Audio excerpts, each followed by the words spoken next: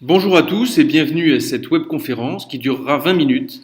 Je suis Guillaume Dezinel, associé de gestion financière privée GFIP. J'accueille Arnaud Puiseux, associé GFIP, ancien responsable des activités de trading obligataire pour compte propre de CDCXI et Natexis. Arnaud va animer cette présentation sur le thème de comment rémunérer votre trésorerie dans un environnement de taux proche de zéro. En effet, avec le niveau particulièrement bas des taux, certains investisseurs ont perdu leurs repères. C'est parfois le cas des trésoreries d'entreprise qui doivent jongler entre des SICAV monétaires au rendement nul ou négatif et des dépôts devenus payants dans bien des cas.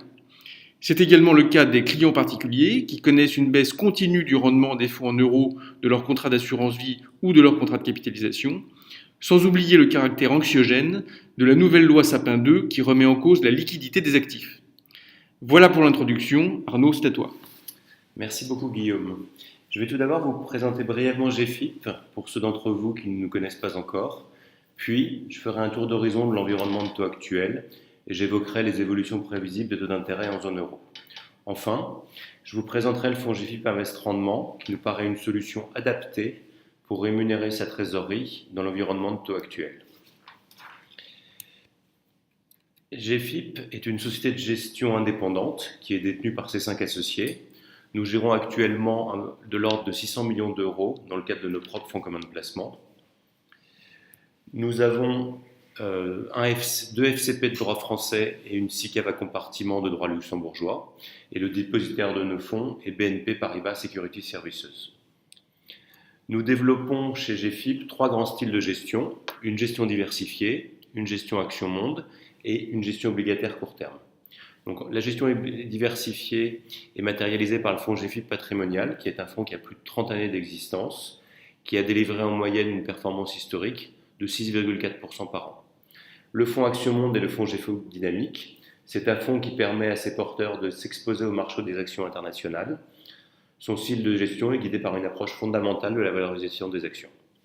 Enfin, le fonds obligataire GFIP Invest Rendement, dont je vous détaillerai un petit peu plus tard le mode de fonctionnement. Nous évoluons actuellement dans un environnement de taux d'intérêt qui est totalement inédit. Les taux sont négatifs sur une partie de la courbe des taux. C'est l'emprunteur qui perçoit une rémunération. C'est une situation qui est inédite et atypique. Vous avez sur ce slide la courbe des taux des certificats de dépôt. Comme vous pouvez le voir, les émissions de certificats de dépôt bancaires se font à taux négatif jusqu'au 1 an.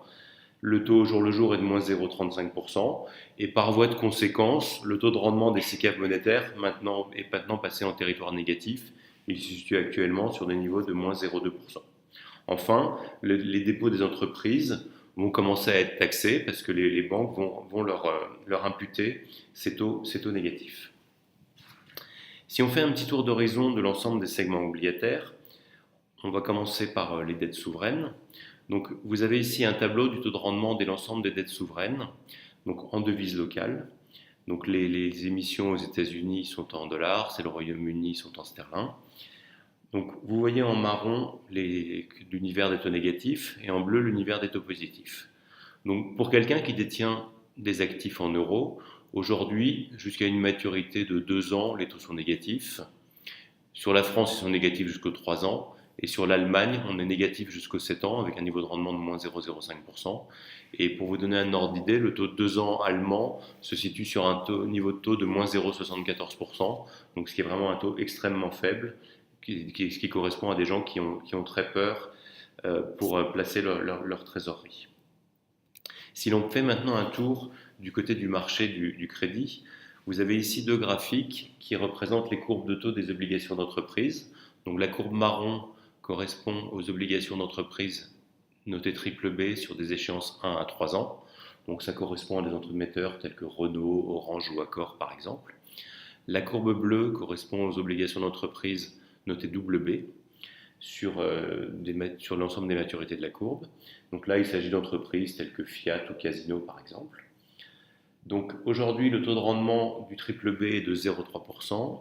Le taux de rendement sur le BB est de 2,2%. Donc il y a encore une possibilité de trouver du rendement sur le marché du crédit. Donc pour ce faire, il faut accepter de prendre un risque de duration et également un risque de notation.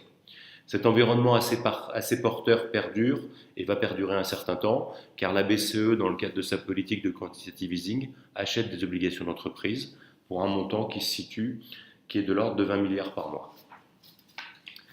Si on regarde quelles vont être les évolutions de taux d'intérêt, sur ce graphique sont matérialisés les taux anticipés des taux Euribor 3 mois. Aujourd'hui, le taux de l'Euribor 3 mois a un fixing qui est à moins 0,33%. Comme vous pouvez le voir, jusqu'à l'échéance avril 2019, le marché anticipe que le taux Euribor va se maintenir à un niveau négatif. Donc nous avons 2 ans devant nous de taux négatifs. Et au-delà, les taux vont remonter, mais de manière extrêmement limitée, puisque à horizon janvier 2021, donc quasiment 4 ans, les taux se situeront sur un niveau de 0,35%. Donc cet environnement de taux bas est durable. La raison en est simple. Vous avez aujourd'hui les niveaux d'inflation. Donc quelles sont les anticipations d'inflation des investisseurs? Donc c'est matérialisé par la courbe en bleu qui correspond aux anticipations d'inflation en zone euro, et en marron les anticipations d'inflation aux États-Unis. Donc les taux d'inflation demeurent extrêmement faibles. En 2016, l'inflation en France a été seulement de 0,6%. Elle est un petit peu remontée en fin de période au niveau de la zone européenne. C'est sensible à partir d'octobre 2016. Vous voyez le taux d'inflation qui remonte. C'est lié à un effet de base positif sur les matières premières et à des anticipations de reprise mondiale. Bon, ceci dit, avec le taux de chômage actuel de la zone euro qui est proche de 10%, il est clair que l'inflation ne va pas repartir très significativement à la hausse. Donc dans ce cadre-là, la BCE a un objectif, c'est que l'inflation se maintienne au-dessus des 2%. Donc tant que l'inflation ne dépasse pas ce seuil-là, la BCE n'a pas de raison de remonter ses taux d'intérêt. Donc ça nous donne très clairement une zone de confort pour aller chercher un petit peu de duration dans le cadre d'investissement obligataire. L'autre indicateur qui nous intéresse, c'est de regarder un petit peu quels sont les taux de défaut. En effet, si nous voulons investir sur le segment des entreprises notées BBB ou WB, il faut avoir une idée, c'est quelle est la sinistralité. Donc vous avez sur le graphique ci-dessus le taux de défaut historique qui nous sont donnés par l'agence de notation Standard & Poor's. Donc vous voyez très bien 2 phases d'augmentation significative des taux de défaut. Vous avez eu la période 2001-2002 qui a été matérialisée par la fin de la bulle des TMT, avec les défauts d'entreprises tels que Enron et WorldCom. Vous avez ensuite la période 2009-2010 qui a été la fin de la sortie de la crise des subprimes avec des faillites telles que celle de Lehman ou la mise sous Chapter 11 de Ford. En 2016, les taux de défaut ont un petit peu augmenté aux États-Unis, ils sont situés sur un niveau de 5,1%, mais ils ont vraiment été concentrés sur le secteur de l'énergie et des matières premières qui a représenté 50% des taux de défaut aux États-Unis. En revanche, en Europe, les taux de défaut sont restés très faibles, ils n'ont été que de 1,9%, donc ce qui nous donne une grande zone de confort pour constituer un portefeuille, et nous anticipons qu'ils vont rester faibles, car les entreprises ont accès à une liquidité abondante et bon marché, ce qui leur a permis en fait de lisser leur échéancier de dette, et beaucoup d'entreprises ont racheté leurs dettes courtes et émis des dettes beaucoup plus longues. Donc elles ne sont pas du tout confrontées à ce qu'on appelle un mur de la dette à horizon 1, 2 ou 3 ans. Donc ça nous donne vraiment une zone de confort dans notre objectif de construire un portefeuille obligataire. Le dernier indicateur qui nous a intéressés dans la conception de notre fonds obligataire, c'est de réfléchir à comment évolue la notation d'une entreprise d'une année sur l'autre. Pour ce faire, nous avons récupéré une matrice de transition qui est devant vous, qui correspond à comment a évolué le taux de notation des entreprises au cours des 35 dernières années, d'une année sur l'autre. Donc, si on prend le cas d'une entreprise notée BBB, elle a une probabilité de 83,7% de se maintenir BBB à horizon d'un an. 3,9% de chance de passer WB, et la probabilité qu'elle fasse défaut ou qu'elle passe CCC, c'est-à-dire proche du défaut, n'est que de 0,1% dans les 2 cas. Donc c'est quelque chose d'extrêmement faible, donc un BBB, c'est quelque chose sur lequel vous pouvez investir à 1 an, 18 mois, sans aucune crainte. Si on prend une entreprise notée WB, la probabilité de défaut demeure extrêmement faible à horizon d'un an, elle n'est que de 0,4% en défaut et 0,4% en CCC. Donc ça nous donne une zone de confort pour nous dire que c'est un univers d'investissement intéressant. En revanche, si on descend un peu plus en notation, une entreprise notée simple B a une probabilité de défaut qui monte à 2,5 et une probabilité de défaut à passer CCC qui monte à 4,4%, donc qui est extrêmement importante. Et là commencent les problèmes dans l'univers de simple B. C'est la raison pour laquelle nous ne voulons pas investir sur du simple B et que nous allons limiter notre univers d'investissement aux entreprises notées A, BBB ou W. Je vais maintenant vous détailler le fonds GFIP Investissement, qui nous semble une solution adaptée pour répondre aux problématiques de placement de trésorerie dans l'environnement de taux actuel qui est extrêmement faible. Nous avons créé ce fonds pour répondre à la demande d'un certain nombre de nos clients qui sont chefs d'entreprise et qui ont de la trésorerie à placer, ou de clients privés qui ont des poches de liquidité. Quels sont les objectifs et les caractéristiques du fonds? Donc, l'objectif du fonds est de surperformer l'Euribor 3 mois plus 1,5% net de frais de gestion. Nous allons investir uniquement sur des obligations émises en euros. Le portefeuille ne prendra aucun risque de change. La maturité maximale des obligations que nous acceptons va être comprise entre 0 et 4 ans, soit à date d'échéance, soit à date de call. En effet, il existe un certain nombre d'émetteurs d'obligations qui offrent dans leur prospectus des clauses de rachat de titres, donc ce qu'on appelle des calls, donc ils ont une option de rachat. Et ces options de rachat, à une date prédéterminée, et généralement, si les émetteurs ne rappellent pas ces titres-là, ils perdent accès au marché ou ils doivent payer un coupon beaucoup plus élevé. Donc les grands émetteurs auxquels nous nous adressons rappellent ces titres de manière systématique, et ce d'autant plus qu'il y a beaucoup d'émetteurs bancaires qui ont des dettes, ce qu'on appelle les anciens formats de Tier 1 bancaires, qui ne sont plus éligibles au capital réglementaire au fur et à mesure que le temps passe, et qui sont très incités à les rappeler. Donc nous investissons sur des obligations de banques de premier nom, telles que la BNP ou le Crédit Agricole, qui offrent ce type de structure et qui présentent des rémunérations entre 1, 2, voire 2,5%. Le portefeuille va donc investir sur des obligations qui sont notées investment grade ou en rendement, en ne descendant pas en dessous du rating WB pour les entreprises. Le portefeuille aura une notation moyenne qui va se situer entre triple B- et W+. La taille minimale des souches en portefeuille sera de 250 millions d'euros. En effet, la liquidité est très importante sur le marché obligataire, à la fois pour sourcer des titres, pour trouver des titres, mais également pour les céder sur le marché secondaire. Enfin, la volatilité maximum du portefeuille va être limitée à 2%, ce qui nous met en classe de risque SRRI 2, c'est-à-dire juste au-dessus du risque des SICAV monétaires qui sont en classe de risque 1. L'univers d'investissement est le suivant. Donc, le portefeuille va pouvoir investir sur différents marchés du marché. Les obligations souveraines. Alors aujourd'hui, ce sont principalement des obligations indexées sur l'inflation qui vont nous intéresser pour bénéficier d'une éventuelle remontée de l'inflation. Ce sont les obligations des entreprises privées, qu'elles soient notées investment grade ou au rendement. Ce sont les obligations financières, seniors, et les dettes subordonnées financières et corporate, avec des calls, comme je vous l'ai évoqué. Donc, ces différents environnements de marché nous donnent différents moteurs de performance et de décorrélation entre les différents actifs, puisque chacun sont des marchés très spécifiques qui s'adressent à une typologie d'investisseurs différente. Je vais maintenant vous parler du processus d'investissement du portefeuille. Donc, à partir de l'univers d'investissement que nous avons défini, donc des obligations émises en euros, de maturité maximale 4 ans et notées au pire WB, nous allons filtrer cet univers d'investissement avec différents critères. Le critère numéro 1 qui nous importe, c'est la qualité de la notation, de la qualité de la liquidité des émetteurs. Pour ce faire, nous nous appuyons sur la recherche de Standard & Poor's dans ce domaine-là, parce que en fait, la question que je me pose en tant qu'investisseur obligataire, lorsque j'investis sur une obligation, je me dis, si j'achète une obligation de l'émetteur Casino à échéance 18 mois, que se passe-t-il si dans 18 mois, Casino ne peut pas rembourser sa dette parce qu'elle ne peut pas la renouveler sur le marché obligataire parce que ce dernier est fermé.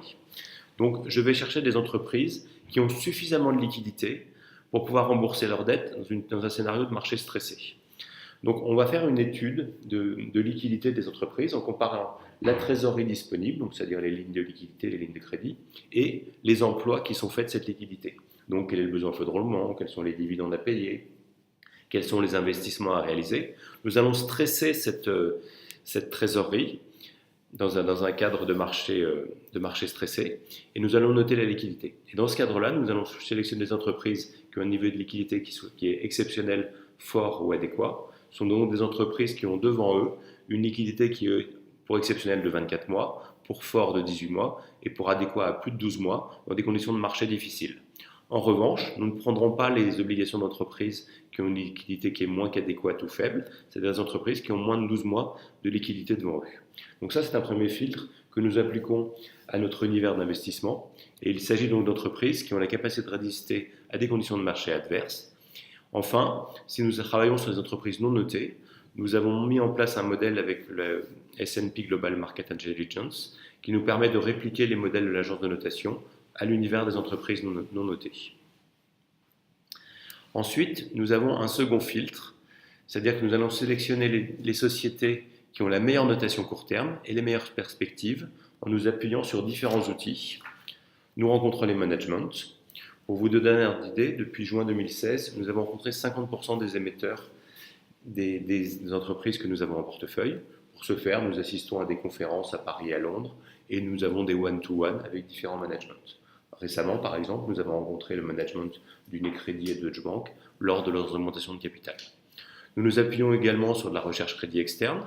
Pour ce faire, nous travaillons avec des brokers tels que BNP, JP Morgan ou Oddo, ainsi que les analyses de notation de Standard & Poor's, qui nous donnent vraiment des perspectives d'investissement sur chaque émetteur, en nous disant voilà quels sont les points forts, les points faibles, et ceux à suivre de manière proche.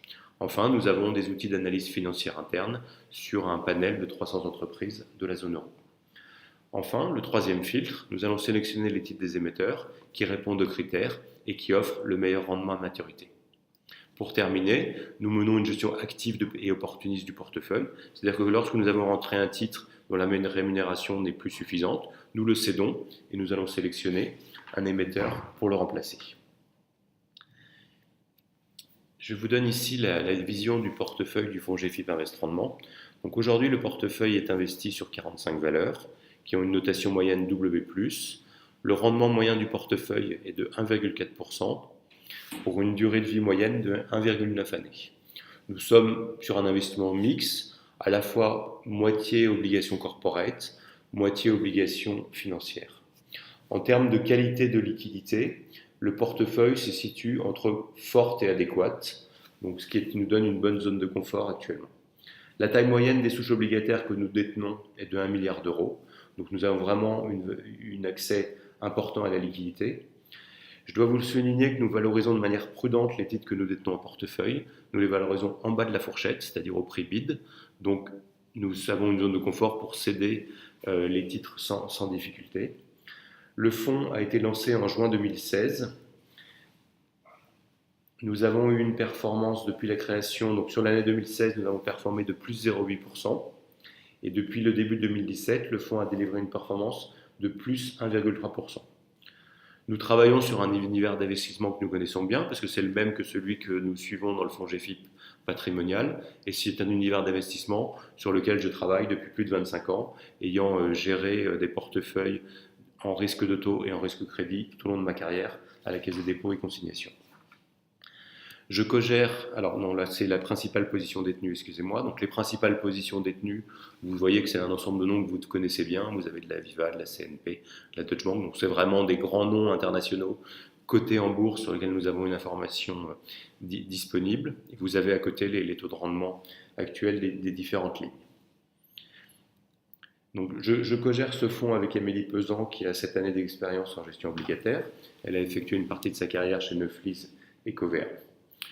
Donc, le fonds GFIP Invest Rendement est un compartiment de la SICAV luxembourgeoise GFIP Invest. Nous avons deux parts, une part institutionnelle et une part retail. La part institutionnelle est accessible à partir d'un montant minimum de 100 000 euros et la part retail à partir d'une action. Nous avons, ce qui est très important, c'est que nous avons mis des frais de gestion financière extrêmement faibles, 0,4% pour la part institutionnelle et 0,6% pour la part et les performances que je vous ai annoncées sont bien sûr nettes des frais de gestion. Le fonds est coté, la devise de cotation du fonds est l'euro et la périodicité de valeur quotidienne est quotidienne.